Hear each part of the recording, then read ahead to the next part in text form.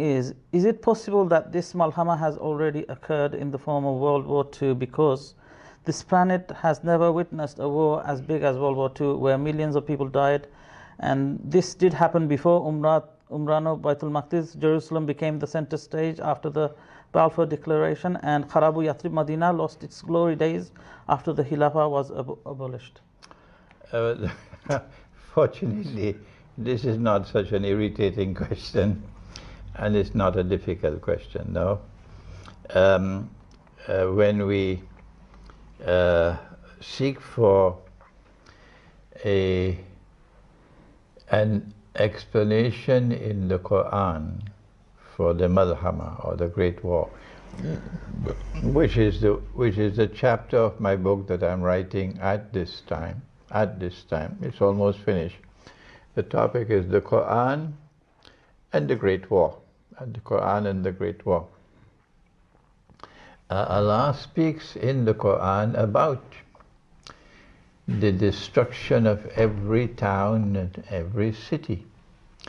And the verse is in Surah Al-Isra, and he says, بَعْدَ أُوذِ بِاللَّهِ مِنَ الشَّيْطَانِ الرَّجِيمِ وَإِن مِّن قَرْيَةٍ إِلَّا نَحْنُ مُهْلِكُوهَا قَبْلَ يَوْمِ الْقِيَامَةِ أَوْ مُعَذِّبُوهَا عَذَابًا شَدِيدًا كَانَ ذَلِكَ فِي الْكِتَابِ مَسْطُورًا.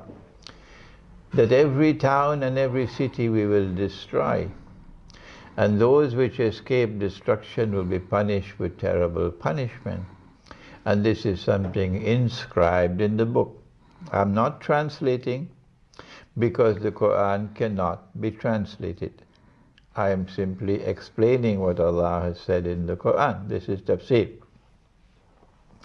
My first comment on this ayah of the Quran is that Allah will not destroy a town or a city which does not deserve destruction, because that will be unjust, and Allah is not unjust. And so now our first comment is that Allah will destroy every town and every city which deserves to be destroyed. Every town and every city which deserves to be destroyed is a massive destruction in the world. And for me, a massive destruction in the world of every town and every city which ought to be destroyed is a one-time event. And that one-time event of massive destruction fits into the malhama. Which are those towns? Which are those towns which ought to be deserved and destroyed? Well, you know, first of all, there is homosexuality and the people of Lut. And when Allah destroyed them, He did it as an ayah, a warning that if you return to homosexuality, I'll return with my destruction. Number two, that Allah spoke in the Quran that He's going to wage war on the moneylender. That's what He said. The last verse to be revealed in the Quran was on riba. Allah and His Messenger will wage war on those who are still practicing riba and growing rich by sucking the blood of mankind. So when Allah wages war to destroy every town and every city, which town and which city should be up on the top of the list? Number one, the moneylender. Those who have grown fat with their banking system based on riba, on the monetary system based on riba, and they have grown wealthy and fat, and the rest of the world has been ripped off and are living now in miserable poverty. Not only is Allah going to destroy you, destroy your cities, but He's going to punish you. How does He punish you? Those who are not destroyed will be punished with terrible punishment.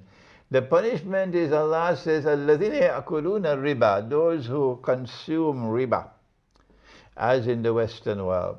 لَا يَقُومُونَ إِلَّا كَمَا يَقُومُ الَّذِي يَتَخَبَّطُهُ الشَّيْطَانُ مِنَ الْمَسِّ. They are going to eventually live like a people who have been driven to madness by the touch of shaitan. Those who are growing fat with riba are going to live eventually like a people who have been driven to madness by the touch of shaitan. They're going to live a miserable life. They're going to see events of a man going into a school and shooting and killing so many children, going into a restaurant or into a supermarket and just blindly killing people, as though they've gone mad. As though they've gone mad. And then thirdly, Allah speaks of destruction. He destroyed Fir'aun because of his oppression. And when he destroyed Fir'aun, he destroyed his all his army with him. He said, I preserve the body of Fir'aun, so that when it is recovered in history, it will function as a sign, لِتَكُونَ لِمَنْ خَلْفَكَ آيَةً, for the succeeding generation, that if you follow the path of Fir'aun and become the oppressors of the world, I will destroy you the same way I destroyed Fir'aun. So when the malhama takes place and Allah is destroying every town and city, do you think He's going to destroy those who say, not for 100 years, we will never allow a man to marry another man and get a marriage certificate? Will He destroy them? When Allah is destroying every town and every city in the malhama, will He destroy those who become miserably poor because of riba? Huh?